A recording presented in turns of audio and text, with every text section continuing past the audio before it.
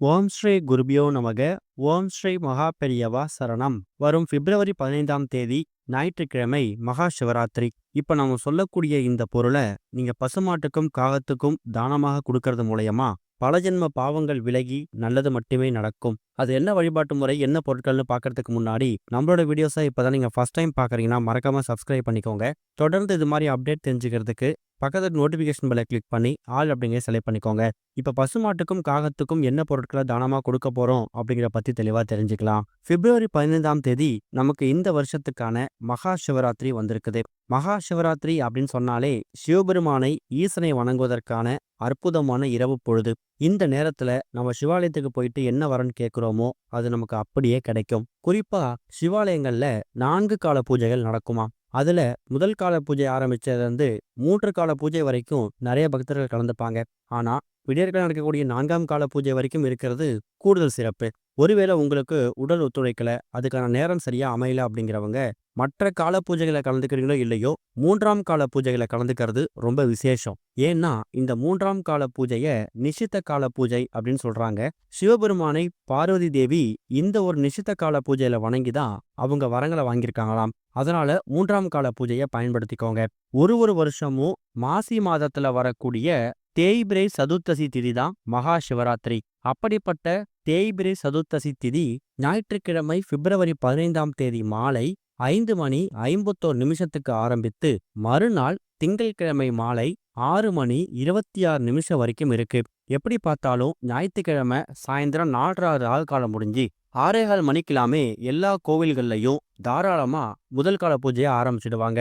அதுக்கேத்த மாதிரி நீங்க கோவிலுக்கு போனாலும் சரி, இல்ல உங்க வீட்டுல பூஜை அறையில 4 கால பூஜைகள் கண் விழித்து பூஜை செய்தாலும் சரி, நீங்க திட்டம் போட்டு பூஜைகளை ஆரம்பிச்சுக்கலாம். ரொம்ப எளிமையா வழிபடலாம். சிவபெருமானுக்கு எல்லா நைவேத்தியங்களும் பிடிக்கும். உங்களால என்ன நைவேத்தியங்கள் செய்ய முடியுதோ அதை மாலையே செஞ்சு வச்சிருங்க. சரியா ஒரு 6:30 மணிக்கு மேல வீட்டுல சிவபெருமான் போட்டோவுக்கு முன்னாடி தீபம் ஏற்றி வச்சுட்டு நீங்க தயார் செய்து வைத்திருக்கக்கூடிய அந்த நைவேத்தியத்தை படைச்சிட்டு அதுக்கப்புறம் நீங்க கோவிலுக்கு போகலாம். இல்லைன்னா நைவேத்தியம் செஞ்சு எடுத்துட்டு போயிட்டு கோவிலுக்கு வரக்கூடிய பக்தர்களுக்கு உங்க கையால கொடுக்கறதும் கூடுதல் சிறப்பு. சிவாலயத்துக்கு போனீங்கன்னா 500,000 பக்தர்கள் இருப்பாங்க. அவ்வளவு பேருக்கும் கொடுக்க முடியல அப்படின்னு நீங்க கவலைப்பட வேணாம். குறைந்தது 5 நபர்கள் இருந்து அதிகபட்சம் 10 நபர்கள் வரைக்கும் எவ்வளவு பேருக்கு உங்களால கொடுக்க முடியுமோ அவ்வளவு நபர்கள் நீங்க கொடுக்கலாம். மாசம் மாசம் வரக்கூடிய 2 பிரதோஷங்களுக்கு முக்கியத்துவம் கொடுப்போம். ஆனா மாதம் மாதம் வரக்கூடிய சிவராத்திரியை நம்ம பெருசா கண்டுக்கிறது இல்ல. இது வரைக்கும் வாழ்க்கையில பெருசா சிவபெருமான் வழிபாட்டுக்கு முக்கியத்துவம் கொடுக்கல, பிரதோஷ வழிபாடே செய்தது கிடையாது, திங்கட்கிழமை சோமவாரத்தை கடைபிடித்ததில்ல அப்படிங்கிறவங்களுக்கு அற்புதமான வரப்பிரசாதம் இந்த ஒரு மகா சிவராத்திரி. சிவபெருமானுக்குரிய எந்த ஒரு விரதத்தை நீங்க கடைபிடிக்கிறதா இருந்தாலும் மகா சிவராத்திரி அன்னைக்கு கண்ணை மூடி ஆரம்பிச்சுட்டு அதுக்கப்புறம் வரக்கூடிய எல்லா விரத நாட்களையும் நீங்க கடைபிடிக்கலாம். பத்தாவதுக்கு இந்த வருஷம் வந்திருக்கக்கூடிய மகா சிவராத்திரிக்கு கூடுதலா சில சிறப்புகள் இருக்குது. ஞாயிற்றுக்கிழமை மகா சிவராத்திரி வந்திருக்கு. அதுக்கு முந்தைய நாள் சனிக்கிழமை சனி மகா பிரதோஷம், அதுவும் சிவபெருமானுக்கு உகந்தது. மகா சிவராத்திரி ஞாயிற்றுக்கிழமைக்கு மறுநாள் திங்கட்கிழமை சோமவாரம், அதுவும் சிவபெருமானுக்கு உகந்தது. இந்த 3 முக்கியமான நாட்களை நீங்க சரியா பயன்படுத்திக்கிட்டீங்கன்னா கட்டாயம் இந்த வருஷத்துல எல்லா விதமான நன்மைகளும் உங்களை தானாக தேடி வருவதை நீங்க கண்கூடா பார்க்க முடியும். இப்படிப்பட்ட நல்ல நாள்ல மகா சிவராத்திரி தினத்துல நீங்க பிரசாதம் சாப்பிட்றது, கோவிலுக்கு எடுத்துட்டு போயிட்டு வரக்கூடிய பக்தர்களுக்கு கொடுக்கறது, தான தர்மங்கள் பண்றது, இது எல்லாமே நம்மளோட தலைமுறையவே காக்கும். அதுல குறிப்பா இப்ப நாம சொல்லக்கூடிய இந்த 2 பொருட்களை ஒன்றாக கலந்து பசுமாட்டுக்கும் காகத்துக்கும் நீங்க தானமாக கொடுக்கலாம். இந்த 2 பொருட்களும் ஞாயிற்றுக்கிழமை வந்திருக்கக்கூடிய மகா சிவராத்திரிக்கும் ஞாயிற்றுக்கிழமைக்கும் உரிய 2 அற்புதமான பொருட்கள். சரி, முதல் முக்கியமான பொருள் கோதுமை. ஞாயிற்றுக்கிழமை அப்படிங்கிறது சூரிய பகவானுக்கு உரிய கிரகம், சூரிய பகவானுக்கு உரிய அற்புதமான நாள். அந்த நாள்ல சூரிய பகவானுக்கு உகந்த தானியமாக இருக்கக்கூடிய கோதுமை இருக்கு இல்லையா, அத ஒரு கைப்பிடி. அடுத்ததா பச்சரிசி. பச்சரிசி அப்படிங்கிறது சந்திர பகவானுக்கு உரிய தானியமாக இருந்தாலும் சிவபெருமானுக்கு ரொம்ப பிடித்தது. அன்னாபிஷேகத்துல சிவபெருமானோட லிங்க திருமேனில ஒரு அரிசிலையும் ஒரு சிவலிங்கத்தை தரிசனம் பண்ண முடியும். அந்த அளவுக்கு பச்சரிசிக்கு மிகப்பெரிய பவர் இருக்கு. இப்ப பசுமாட்டுக்கு கொடுக்குற மாதிரி இருந்தா ஒரே ஒரு கைப்பிடி அளவு கோதுமை, ஒரே ஒரு கைப்பிடி அளவு பச்சரிசி, இந்த 2 பொருட்களையும் நன்றாக ஊற வைத்து அது கூட கொஞ்சமா வெல்லம், நாட்டு சர்க்கரை இல்லைன்னா வாழைப்பழம், இந்த மாதிரி பொருட்களை சேர்த்து நன்றாக பிசைந்து நீங்க தாராளமா பசுமாட்டுக்கு கொடுக்கலாம். இது மகா சிவராத்திரி அன்னைக்கு கொடுக்கக்கூடிய அற்புதமான ஒரு விஷயம். அதுவே நீங்க காக்கைக்கு கொடுக்குறீங்க அப்படின்னா எப்படி கொடுக்கலாம்? காக்கைக்கு கொடுக்குற மாதிரி இருந்தா அந்த கோதுமை இருக்கு இல்லையா, அதை முழு தானியமா பயன்படுத்தாம கோதுமை மாவையும் பச்சரிசி மாவையும் ஒன்றாக கலந்து கொஞ்சமா நெய்யோ இல்ல சர்க்கரையோ சேர்த்து உருண்டையாக பிடித்து அதை நீங்க காக்கைக்கு கொடுக்கலாம். அதுவும் முடியலையா, ரொம்ப எளிமையா காக்கைக்கு கோதுமையில செய்திருக்கக்கூடிய சப்பாத்தி, பச்சரிசி தயார் செய்யக்கூடிய ஏதாவது ஒரு அரிசி சாதம் ஏதாவது ஒன்று நீங்க கொடுத்துக்கலாம். இது காகத்துக்கு கொடுக்குற மாதிரி இருந்தா.